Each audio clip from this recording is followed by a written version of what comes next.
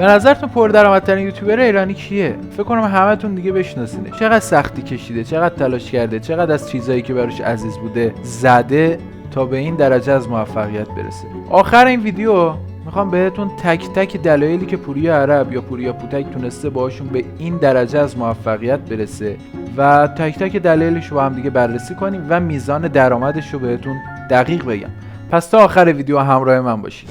رفقا سلام، من امین هستم و خیلی خوش اومدید به یه ویدیو جدید. اینجا چنل فیم شو هست و قراره با هم کلی چیز جدید یاد بگیریم و درس بگیریم از زندگی بقیه، از تجربه های بقیه و پیشرفت کنیم. پوریا عرب یا پوریا پوتک متولد 6 تیر ماه سال 1171 توی محله پیروزی تهرانه. بعد از گذروندن دوره تحصیلات پیش دانشگاهیش و اینا کم کم وارد دانشگاه تهران میشه که خب ماشاءالله بچه درس خونم بوده. وارد دانشگاه تهران میشه، میخونه، درسشو ادامه میده تا 1 سال قبل از کارشناسی که انصراف میده و میره دنبال علاقش. رپر شدن و رویای خوانندگی کرمی بوده که ولش نمیکرده و تو مغزش بوده و یه لحظه از فکرش بیرون نمیرفته. خلاص از دانشگاه میاد بیرون، میره دنبال موسیقی. اما خب فکر میکنید دهه 80 تو ایران چه خبر بوده؟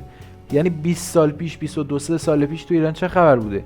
کسی میتونسته مگه به این راحتی رپر شه؟ کسی اصلا میتونسته خواننده پاپ حتی بشه؟ ولی خب با همه این مشکلات و فضای فرنگی بسته و عجیب غریب ایران حتی یه آلبوم هم داد و خب حالا اینکه آلبوم موفق بوده یا نه رو کاری ندارم. و خب 7-8 سال بعدش تصمیم گرفت که مثل بقیه رپرها از ایران مهاجرت کنه و بره. حالا کجا بهتون میگم. اما قبل اینکه از ایران بره تو سال 94 مثل این شلدسته تصادف میکنه و مقصر شناخته میشه و مجبور میشه 1 سال بره زندان. بله به همین سادگی. نه حالا بیمه نداشته، اون گواهینامه نداشته، حالا خلاصه 1 سال به همین راحتی میره زندان. بعد 1 سال از زندان آزاد میشه و خب گفتم مثل بقیه رپرها، مثل هیچکس، توهی، هیدن، خلوت رفته نمیدونم، و مثل بقیه مهاجرت میکنه میره یه کشور دیگه و اونجا کارش رو ادامه میده. شروع میکنه آلبوم دادن، شروع میکنه موزیک ساختن و خب موزیکای خفنی میسازه، طرفدارای پر و پا قرص خودشو داره و خب توی حرفه کاری خودش موفق بوده. اما شاید براتون سوال بشه که پوریا پوتک همسر داره، همسرش کیه؟ و خب من باید در جواب بهتون بگم که به تو چه و شاید به من چه هستن. به ما چه؟ من با خودش کار دارم، شما رو نمیدونم. و خب بعدش شاید براتون سوال باشه که خب همسرش کجاییه؟ اوکراینیه، ایرانیه؟ چون خود پوتک به اوکراین مهاجرت کرده شاید براتون سوال باشه که کجاییه. باید بگم اینم به ما ربطی نداره، ولی خب از اونجایی که باهاش تو ادامه ویدیو کار داریم باید بگم که بله همسرش اوکراینیه، اسم همسرش یولیاس اگه اشتباه نکنم. و خب سال 2014 با هم آشنا شدن و 2017 ازدواج کردن و خب از اونجای بعد داشتم دیگه واقعا به ما ربطی نداره، پیگیر نشید. فقط در همین حد بگم پوریا پوتک هر جا که مصاحبه کرده گفته من اکثر موفقیتمو به همسرم مدیونم و همسرم خیلی توی روند پیشرفت من بهم کمک کرده و این میشه یکی از دلایل موفقیتی که بهتون میگم و آخر ویدیو با هم جمع‌بندی میکنیم و نتیجه میگیریم ازش. پوریا پوتک شاعر، تکست نویس، آهنگساز و طراح گرافیک هم هست و تا به امروز حدود 13 تا آلبوم داده که خب از این 13 تا فقط 3 تاش تو ایران بوده. فکر کن 10 تا آلبوم، حالا 10 تا آلبوم هم خیلی، 10 تا آلبوم داده خارج از کشور. اسم اولین آلبومش هم نسخه که خب حالا نمیدونم نسخه چی، ولی خب نسخه دیگه. و در کل باید بگم که خب 3 تا از آلبوماش خیلی محبوب شده. به ترتیب میشه آلبوم چی بود اسمش؟ چنگار، روتشیلد و شاخ قرمز. حالا چرا اینقدر اسمای سخت داداش؟ چی کار داری؟ خب این همه اسم. و خب همینجوری پوتک به زندگیش ادامه میداد تا اینکه سال 2019 خیلی جدی کانال یوتیوبش رو افتتاح میکنه و شروع میکنه به ویدیو گذاشتن. از 2019 اگر اشتباه نکنم هر روز شروع کرده به ویدیو گذاشتن. سال 2022 متاسفانه به خاطر اینکه روسیه و اوکراین سگ و گربه به هم پریدن، پوریا پوتک دوباره مجبور شد مهاجرت کنه. اما با این تفاوت که دفعه قبلی که مهاجرت کرد تنها بود، بار مسئولیت سنگینی رو دوشش نبود، فقط و فقط خودش بود. اما الان با یه خانواده 4 نفره مجبور شد مهاجرت کنه. 3 نفره بودن اون موقع، 4 تا بودن، نمیدونم 3 نفره بودن. با یه خانواده 3 نفره مجبور شد مهاجرت کنه و خب علاوه بر خودش باید بار مسئولیت دختر و همسرش هم به دوش میکشید.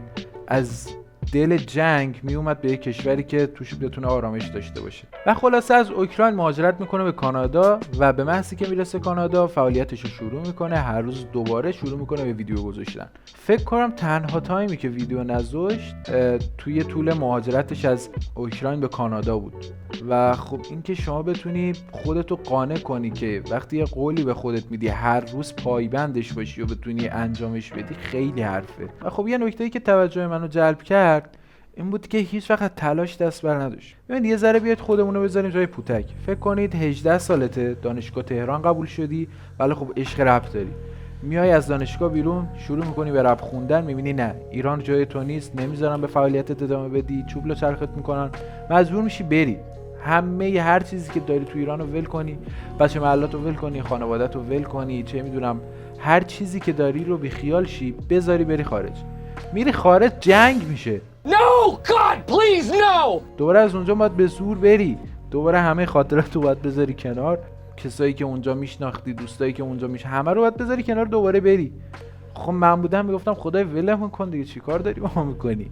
یعنی تنها جایی که فکر کنم پوتک فکرشو نمیکرد که مجبور شه مهاجرت کنه از اونجا بره یه جای دیگه به اجبار، اوکراین بود که خب اونجا جنگ شد. راستی پوتک 2 تا بچه داره، همونجوری که میدونید، شاید هم نمیدونید. اسم اولیش دیاناست که دختره، فکر کنم 15 16 17 18 سالش باشه، دقیق نمیدونم. و بچه دومیش یه ذره جنجالی تره، اسمش ریچه عرب. فامیلی پوریا پوتک عربه، اسم بچه‌ش هم ریچه عرب. و خب فلسفه ریچ هم اینه که به انگلیسی میشه ثروتمند و پوریا پوتک خودش گفته که اسم بچه‌مو میذارم ریچ که در آینده بشه ثروتمند یا در آینده ثروتمند بشه.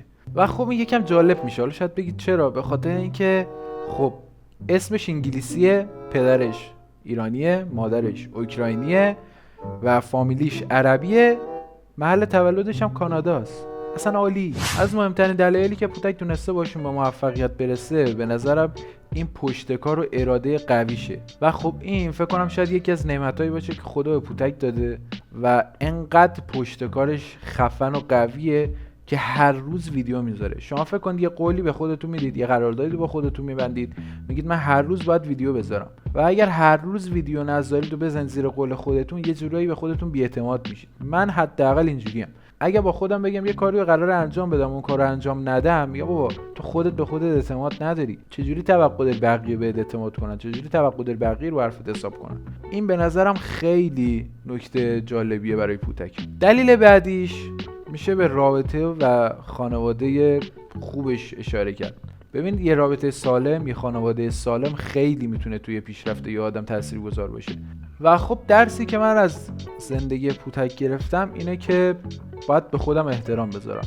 یعنی به قراردادی که با خودم میبندم، با عهدی که با خودم میکنم، باید احترام بذارم، پشتکار داشته باشم، اراده‌مو قوی کنم که اون قرارداد رو انجامش بدم. یعنی من اگر با خودم قرار میذارم که هر روز ساعت 5 صبح یا 6 صبح پاشم، اراده‌مو قوی کنم که 6 صبح واقعا پاشم، زیر حرف خودم نزنم.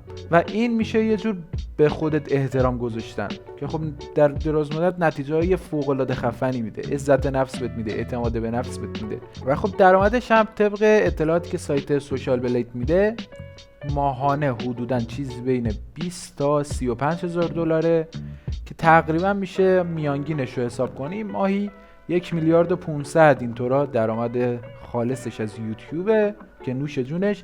اما هنوز ما چیزای دیگر رو حساب نکردیم، مثلا درآمدش از موزیک یا درآمدش از مثلا کالایی که توی یوتیوب شاید بفروشه یا مثلا برند شخصی داشته، هیچی رو حساب نکردیم. تبلیغات و اینا هیچی حساب نکردیم، فقط درآمد خام یوتیوبش رو حساب کردیم که شاید چیزی بین 35000 40000 دلار باشه که خب واقعا نوش جونش، حقشه و خفنه دیگه. و در آخر یه آدم باهوش از تجربه‌های مثبت و منفی زندگی خودش درس میگیره و یه آدم باهوشتر از تجربه‌های دیگران درس میگیره. تا ویدیو بعدی، خدا نگهدار.